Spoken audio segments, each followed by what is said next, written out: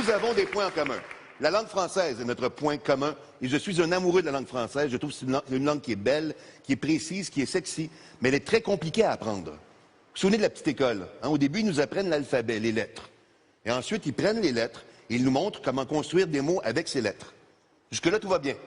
Sauf qu'un matin, j'habitais chez ma tante pour l'été et ma tante m'a dit « Sylvain, petit connard, je t'ai laissé un mot sur la table. » J'ai lu son mot, ça disait « Va chercher du lait au supermarché. » Va chercher du lait au supermarché.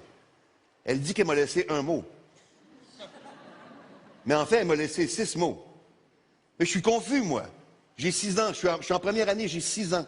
Alors, je suis allé voir mon professeur de français de l'époque, M. de Montalembert, et je lui ai demandé « Monsieur de Montalembert, ma tante m'a laissé un mot, il y avait 6 mots dedans. » Oui, mais c'est normal, mon petit Sylvain.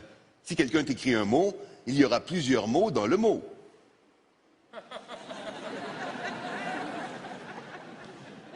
Il y a plusieurs mots dans le mot. Ça, c'est parce que le mot est enceinte, c'est ça?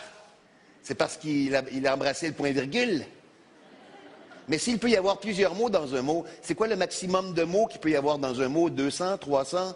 Non, mon petit Sylvain. Si quelqu'un t'écrit un mot de 200 ou 300 mots, ça devient beaucoup plus qu'un mot. Ça devient une lettre.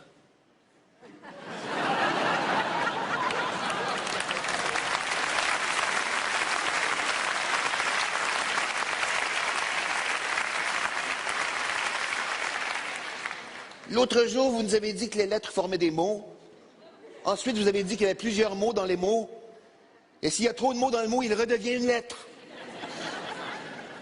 Vous comprenez pourquoi j'aime autant les maths.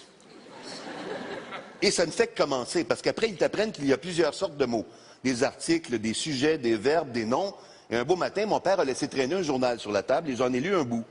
Et je suis allé voir mon professeur, je lui ai dit « Monsieur de Montalembert, j'ai lu un mot qu'un journaliste a écrit dans le journal, mais en fait, c'était peut-être une lettre, parce qu'il y avait plein de mots dans le mot. » Non, mon petit Sylvain, si un journaliste écrit quelque chose dans un journal, ce n'est pas un mot, c'est un article.